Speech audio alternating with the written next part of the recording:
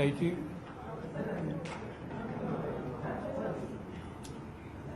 അയ്യ ലൈറ്റ് വേണോ ബാക്കിൽ ആ ഇത്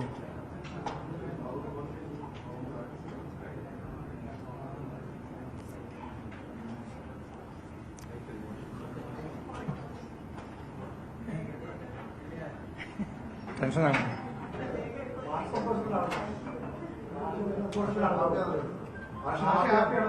ഞാൻ എപ്പോഴെങ്കിലും ഹാപ്പി അല്ലാണ്ട്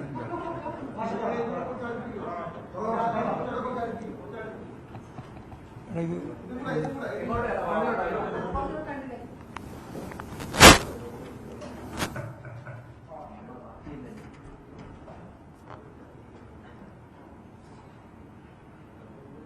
നിലമ്പൂർ ഉപതെരഞ്ഞെടുപ്പുമായിട്ട് ബന്ധപ്പെട്ട് പാർട്ടി സംസ്ഥാന സെക്രട്ടേറിയറ്റ് സ്ഥാനാർത്ഥിയെ സംബന്ധിച്ചിടത്തോളം തീരുമാനം എടുത്തു കഴിഞ്ഞിരിക്കുകയാണ്. ഇടതുപക്ഷ ജനാധിപത്യ മുന്നണി നിലമ്പൂർ നിയോജക മണ്ഡലത്തിൽ CPIM മത്സരിക്കണമെന്നാണ് തീരുമാനിച്ചിട്ടുള്ളത്. ആ തീരുമാനം അടിസ്ഥാനപ്പെടുത്തി നിലമ്പൂർ നിയോജക മണ്ഡലം വളരെ പ്രധാനപ്പെട്ട രാഷ്ട്രീയ പ്രാധാന്യമുള്ള ഒരു മണ്ഡലം കൂടിയാണ്. തൊഴിലാളി വർഗത്തിന്റെ മുന്നണി പോരാളിയായി പ്രവർത്തിച്ച് തോട്ടം തൊഴിലാളികളെയും പാവപ്പെട്ട മനുഷ്യരെയും സംഘടിപ്പിച്ച് പാർട്ടിയും പ്രസ്ഥാനവും സജീവമായി മുന്നോട്ടേക്ക് വന്ന ഒരു ഭൂതകാല ചരിത്രവും വർത്തമാന അന്തരീക്ഷവും നിലമ്പൂരിന് പ്രത്യേകതയായിട്ട് ഉണ്ട്. സഖാവ് കുഞ്ഞാലിയെപ്പോലെ പാർട്ടിയുടെ ഏറ്റവും പ്രമുഖനായ നേതാവും MLAയും ദാരുണമായ കൊലപാതകത്തിന് ഇരയാവേണ്ടി വന്ന ഒരു പ്രദേശം കൂടിയാണ് നിലമ്പൂർ. ആ നിലമ്പൂർ നിയോജകമണ്ഡലം വർത്തമാന പരിസ്ഥിതിയിൽ ഇടതുപക്ഷ ജനാധിപത്യ മുന്നണിക്ക് നല്ല മുൻകൈയുള്ള ഒരു മണ്ഡലമായിട്ട് നിൽക്കുകയാണ്. അവിടെ CPIM-ന്റെയും CPIM പിന്തുണക്കുന്ന ഇടതുപക്ഷ ജനാധിപത്യ മുന്നണി സ്ഥാനാർത്ഥികളുമെല്ലാം ജയിക്കുകയും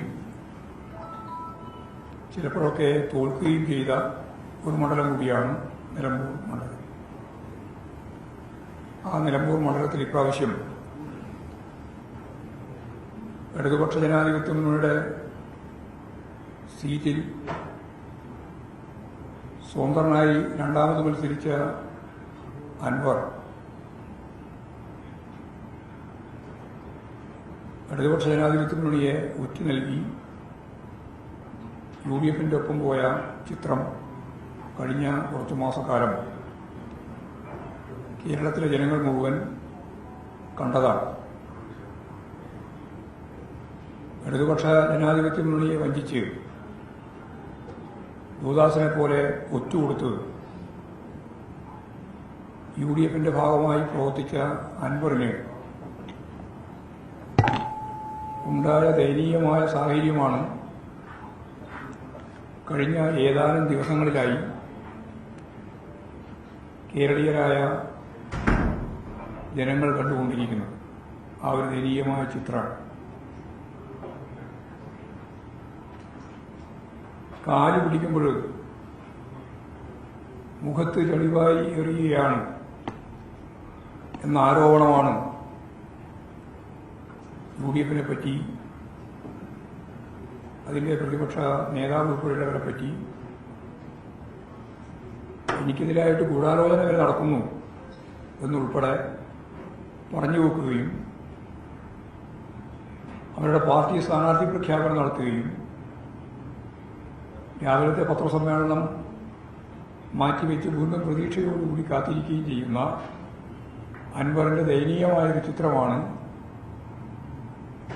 നമ്മളിപ്പോൾ കേരളം കണ്ടുകൊണ്ടിരിക്കുന്നത്. ഒരു രാഷ്ട്രീയ പോരാട്ടം തന്നെയാണ് ഏത് പാർലമെന്ററി സിസ്റ്റത്തെ അടിസ്ഥാനപ്പെടുത്തിയുള്ള തെരഞ്ഞെടുപ്പായാലും ഇടതുപക്ഷ ജനാധിപത്യ മുന്നണി CPIM കാണുന്നത് അങ്ങനെയാണ്. ഈ രാഷ്ട്രീയ പോരാട്ടത്തിൽ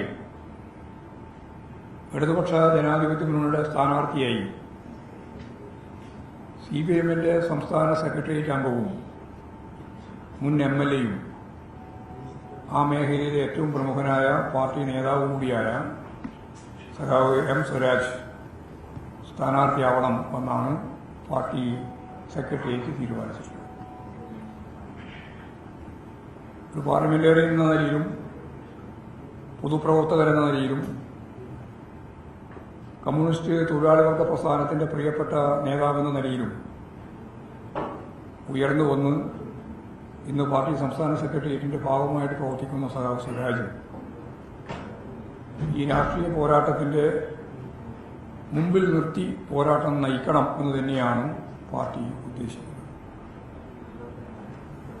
വലിയ മുന്നേറ്റം ഇടതുപക്ഷ ജനാധിപത്യ മുന്നണിക്ക് നിലമ്പൂർ നിയോജകമണ്ഡലത്തിൽ ഉണ്ടാക്കാനാവും. വരാൻ പോകുന്ന തദ്ദേശ സ്വയംഭരണ സ്ഥാപനങ്ങളിലേക്കുള്ള തെരഞ്ഞെടുപ്പും അതിനെ തുടർന്ന് നടക്കാൻ പോകുന്ന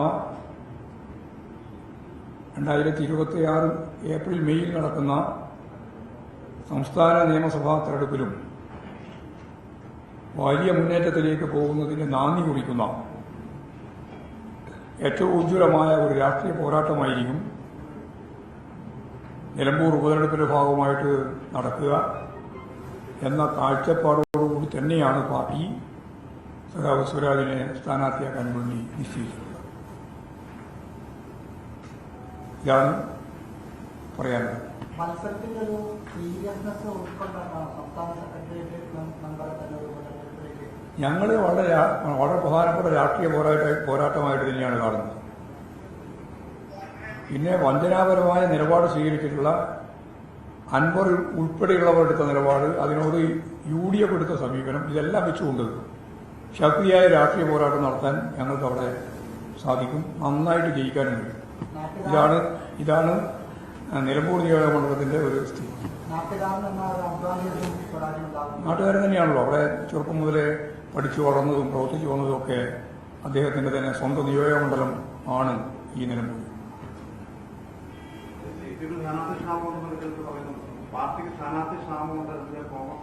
അത് കോൺഗ്രസുകാർക്ക് എന്തും പറയാലോ. അവർ പറയുന്ന കാര്യങ്ങളൊന്നും ഞങ്ങൾ മുഖവിലക്കെടുക്കാറില്ല. ഞങ്ങൾ ഇത് സംബന്ധിച്ച് വളരെ കൃത്യതയോടുകൂടിയാണ് ആദ്യം മുതലേ നിലപാട് സ്വീകരിച്ച് മുമ്പോട്ടേക്ക് പോകുന്നത്. അപ്പോൾ പാർട്ടി സ്ഥാനാർത്ഥി മത്സരിക്കുക, അതും ഏറ്റവും പ്രമുഖനായ ഒരു സ്ഥാനാർത്ഥി മത്സരിക്കുക എന്നുള്ളതാണ് ഞങ്ങൾ തീരുമാനിച്ചത്.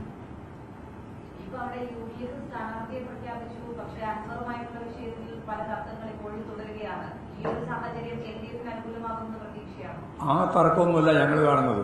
അത് തർക്കം നിങ്ങൾ കാണുന്ന തർക്കമല്ലേ. അതിന്റെ അപ്പുറത്ത് എത്ര തർക്കങ്ങളാണ് ആ നിലമ്പൂർ നിയോജകമണ്ഡലത്തിന്റെ ഉള്ളിലുള്ളത്. അതൊക്കെ ഞങ്ങൾ നന്നായിട്ട് കാണുന്നുണ്ട്. എല്ലാ തർക്കങ്ങളും പ്രശ്നങ്ങളും ഞങ്ങൾ നന്നായിട്ട് മനസ്സിലാക്കിയിട്ട് തന്നെയാണ് സംഘടന എന്ന രീതിയിൽ ഞങ്ങൾ പ്രവർത്തിക്കുന്നത്. അതുകൊണ്ട് എല്ലാം ഇപ്പോൾ ഇവിടെ നിങ്ങൾ ചോദിച്ചിട്ടുമില്ല, ഞാനൊട്ട് പറയാനും ഉദ്ദേശിക്കുന്നില്ല.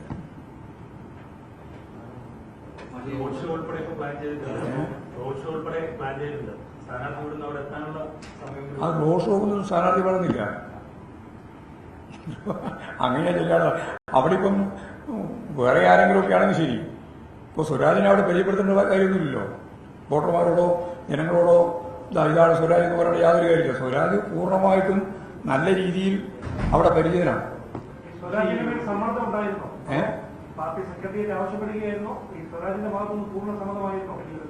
അത് പാർട്ടിയിലെ തീരുമാനിക്കുക. അവരൊരാളെ സമ്മതം നോക്കിയില്ല തീരുമാനിക്കുന്നത്. പാർട്ടിയാണ് തീരുമാനിക്കുന്നതെല്ലാം. നിങ്ങൾക്ക് ഞാൻ മനസ്സിലാവായിട്ടാണ്. അതുകൊണ്ട് ഞങ്ങളെ പാർട്ടി സംവിധാനത്തിന്റെ ഭാഗമായിട്ട് പാർട്ടിയാണ് തീരുമാനിക്കുക ആരാണ് മത്സരിക്കേണ്ടത് എന്ന്.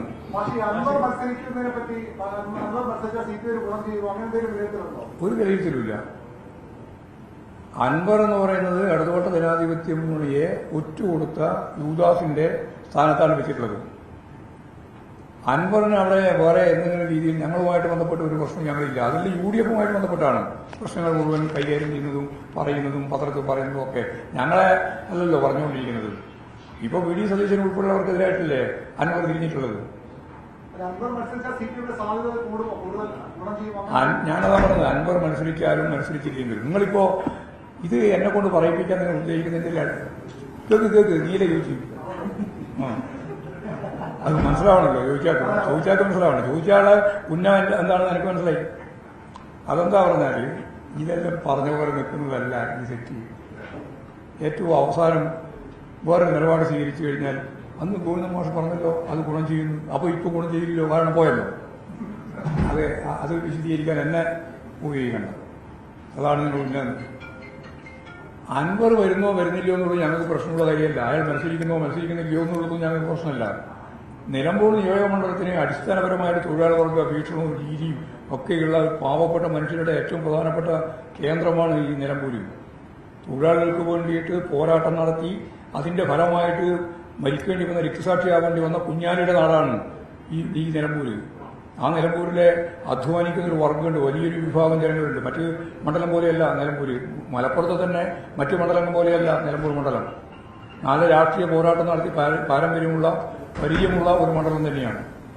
അവിടെ പലതരത്തിലുള്ള പ്രശ്നങ്ങളും ഉപജാപക സംഘങ്ങളും സംവിധാനങ്ങളും എല്ലാം ഉപയോഗിച്ച് അവിടെ നടന്ന ഒരുപാട് കാര്യങ്ങളെ സംബന്ധിച്ചുള്ള വലിയ അഭിപ്രായ വ്യത്യാസവും സംഘർഷവും സംഘടനവും ഒക്കെ UDF ഭാഗമായിട്ട് നിലകൊള്ളുന്നുണ്ട്.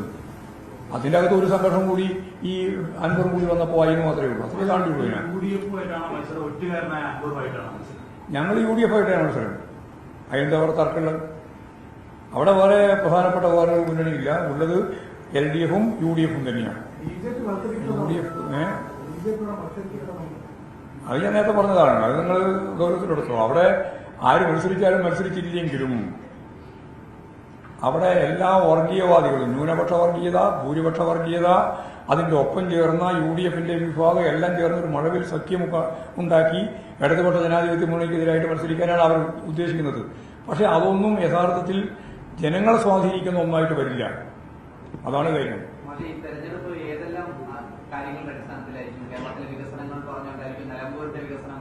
അതെ, രാഷ്ട്രീയം തന്നെയാണ് കൂടുതലായിട്ട് പറയാൻ ഉദ്ദേശിക്കുന്നത്. അല്ലാണ്ട് വേറെ എന്ത് പറയാനല്ലേ? രാഷ്ട്രീയല്ലാണ്ട് വേറെ എന്താണ് പറയാനുള്ളത്? രാഷ്ട്രീയം തന്നെയാണ്. കേരളത്തിലെ വികസനം എന്ന് പറയുന്നത് കേരള രാഷ്ട്രീയത്തിലെ ഏറ്റവും പ്രധാനപ്പെട്ട കാര്യമില്ലേ? കേരള വിരുദ്ധ നിലപാടാണല്ലോ UDF-ഉം BJP ഒക്കെ എടുത്തുകൊണ്ടിരിക്കുന്നത്. ഒരു വികസനവും നടത്താൻ പാടില്ല എന്നാണല്ലോ അവർ സ്ഥിരമായിട്ട് ശരിയായ രാഷ്ട്രീയ കാഴ്ചപ്പാട് വെച്ചുകൊണ്ട് അവർ പറഞ്ഞുകൊണ്ടിരിക്കുന്നത്. എല്ലാ സ്ഥലത്തും അവരതല്ലേ പറഞ്ഞുകൊണ്ടിരിക്കുന്നത്. എല്ലാ വികസനത്തിനെതിരായിട്ടുള്ള സമരമല്ലേ കേരളത്തിൽ നടന്ന ഏക സമരം? വേറെ ഏത് സമരം? അവർ നടത്തിയ എല്ലാ സമരത്തും പരിശോധിച്ച് നോക്കിയ എല്ലാം തന്നെ കേരളത്തിൽ നടക്കുന്ന വികസന പ്രവർത്തനത്തിന് ഒരു തരത്തിലും അനുവദിക്കില്ല എന്ന നിലപാട് വെച്ചുകൊണ്ടല്ലേ സമരം നടത്തിയിട്ടുള്ളത്. ഓരോ സമരവും നടത്തിയിട്ടില്ലല്ലോ. ജനകീയ പ്രസ്ഥാനത്തിന്റെ ഭാഗമായിട്ട് എന്തെങ്കിലും സമരം UDF നടത്തിയോ? BJP നടത്തിയോ?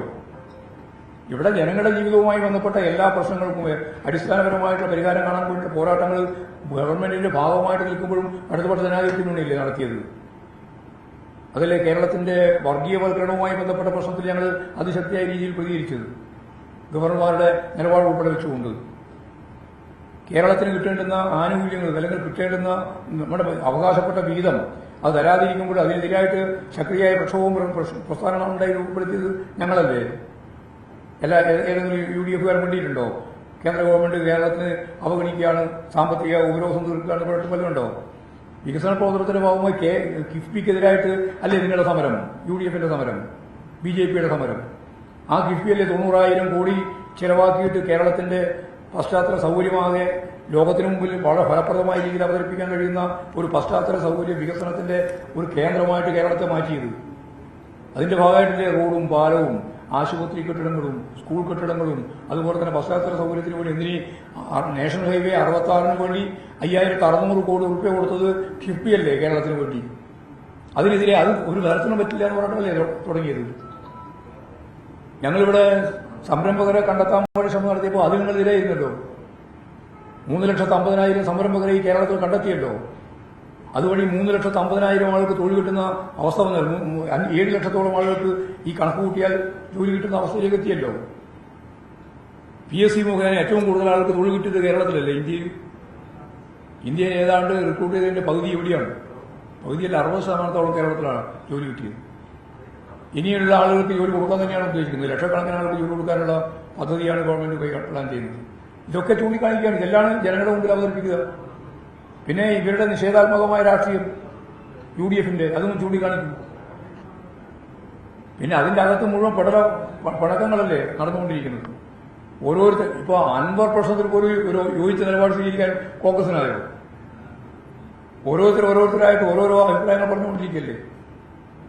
അപ്പൊ അത് സംബന്ധിച്ച് അൻവറിന്റെ പ്രശ്നം ഞങ്ങളെ സംബന്ധിച്ചുള്ള പ്രധാനപ്പെട്ട ഘടകമായിരുന്നു.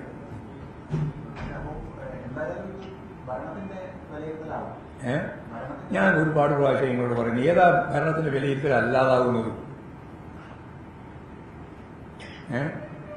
ഭരണത്തിന്റെ വിലയിരുത്തൽ അല്ലാതാകുന്ന എന്തെങ്കിലും ഉണ്ടോ?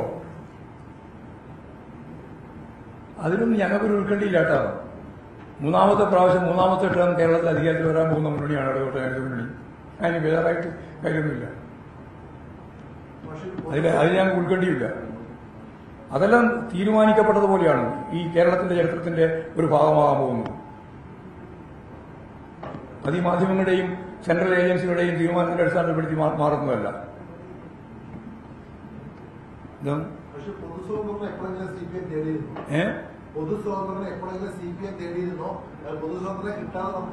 അല്ല, പൊതുസ്വതന്ത്രം ഞങ്ങളെന്തിനാ തേടുന്നത്? ഞങ്ങൾക്ക് സ്ഥാനാർത്ഥിയിലാണ്. ഞങ്ങളെന്തിനാ പൊതു സ്ഥാനാർത്ഥി നടക്കേണ്ട കാര്യം? പൊതു സ്ഥാനാർത്ഥി വരുന്ന ഭൗതിക സാഹചര്യം രൂപപ്പെട്ടു വന്നാൽ അതിനെപ്പറ്റി ആലോചിക്കുന്നത് മാത്രമേ ഞങ്ങൾ ചെയ്തിട്ടുള്ളൂ. അല്ലാണ്ട് ഞങ്ങളിപ്പോൾ മറ്റേ സ്ഥാനാർത്ഥിയെ അന്വേഷിച്ച് നടക്കേണ്ട പരിപാടി ഞങ്ങൾക്കില്ല. ഒരാളെയും സമീപിച്ചിട്ടില്ല. ഒരാളെയും ഞങ്ങൾ സമീപിച്ചിട്ടില്ല. ഞങ്ങൾ കൃത്യമായിട്ട് പാർട്ടി സംവിധാനത്തിന്റെ ഭാഗമായിട്ട് അവിടെ എല്ലാ സംവിധാനങ്ങളും ഒരുക്കിയിട്ടുണ്ട്. ആ ഒരുക്കിയതിന്റെ തുടർച്ചയായിട്ട് പാർട്ടി സെക്രട്ടേറിയറ്റ് ഇന്നാണ് യോഗം ചേർന്നത്. ഇന്ന് സ്ഥാനാർത്ഥിയെ തീരുമാനിച്ചു. അത്രയേ ഉള്ളൂ.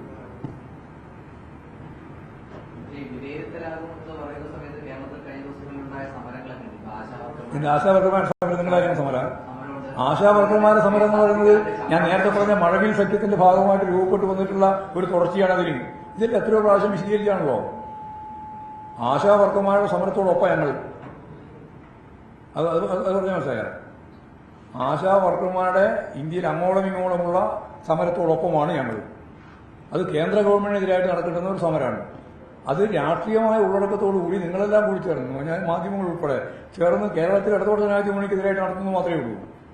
വകതിരിവുണ്ടായാൽ കൃത്യമായിട്ട് മനസ്സിലാവും അത് സെൻട്രൽ സ്കീമാണ്, സെൻട്രൽ ഗവൺമെന്റാണ് നിലപാട് സ്വീകരിക്കേണ്ടത്. അവർ സ്വീകരിച്ചു കഴിഞ്ഞാൽ അതിന്റെ ഒപ്പം ചേർന്ന് സംസ്ഥാന ഗവൺമെന്റ് എന്താണോ തീരുമാനിക്കേണ്ടത് അത് തീരുമാനിക്കും എന്ന് പറഞ്ഞിട്ട് മാസങ്ങളായി. ഇപ്പോഴും ഓരോരുത്തരും ഇങ്ങനെ ആശ എന്ന് പറഞ്ഞുകൊണ്ടിരിക്കുകയാണ്.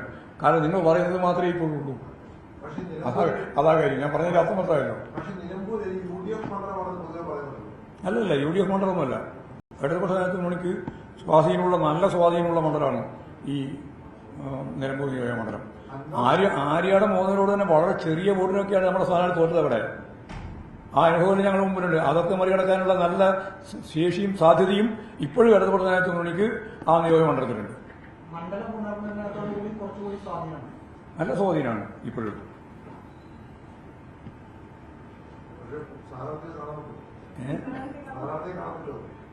സ്ഥാനാർത്ഥിയുണ്ട്.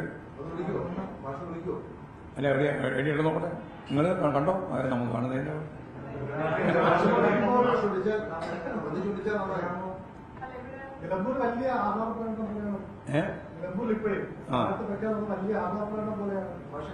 ആഹ്ലാദപ്രകടനം ഒരു സംശയവും വേണ്ട. അവിടെ മത്സരിക്കുന്ന ഏറ്റവും ശ്രദ്ധേയനായ സ്ഥാനാർത്ഥിയായിരിക്കും സഖാവ് സ്വരാജ്. അത് കക്ഷി രാഷ്ട്രീയത്തിന് അതീതമായ രീതിയിലൊരു സ്വീകാര്യത സ്വരാജിന് നിലമ്പൂർ നിയോജകമണ്ഡലത്തിൽ കിട്ടും. അതുകൊണ്ടൊരു വലിയ രീതിയിലുള്ളൊരു ആവേശത്തോടുകൂടിയാണ് സ്ഥാനാർത്ഥി പ്രഖ്യാപനത്തെ തുടർന്ന് അവിടെ ഉണ്ടാവാനിടയുള്ള അവരുടെ ഈ ആഹ്ലാദ പ്രകടനം, ആവേശകരമായ പ്രകടനം. അതിന്നിപ്പോൾ തന്നെ തുടങ്ങും. ഇപ്പം ഈ പ്രഖ്യാപനത്തോടുകൂടി തന്നെ ആ കാര്യം അവിടെ തുടങ്ങും. സ്ഥാനാർത്ഥി അവിടെ ഇരിക്കെങ്കിലും എവിടെ അങ്ങനെ അങ്ങനെ ഒരു ചോദ്യത്തിനെ പ്രസക്തിയില്ലല്ലോ. നമ്മളെപ്പോ അവിടെ ഇല്ലാതിരിക്കുന്നത് എല്ലാ സ്ഥലത്തും അവിടെ ഉണ്ടാവും. അവിടെ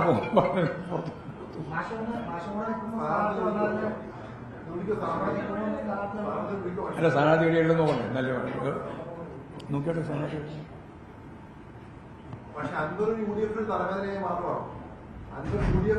ഇപ്പോഴും തലവേദനയല്ലേ? ഇനിയും തലവേദനയാവും. മാഷി ഉദാസ് എന്നാണ് അങ്ങനെ വിളിച്ചത്. ഞാനതാ ഉപയോഗിച്ചത്. അതിന് ഒരു അനന്തര ഭാവിയുണ്ട്. അത് ആ കഥാപാത്രത്തെ പറ്റി അറിയുന്നവർക്ക് മാത്രമേ മനസ്സിലാവൂ.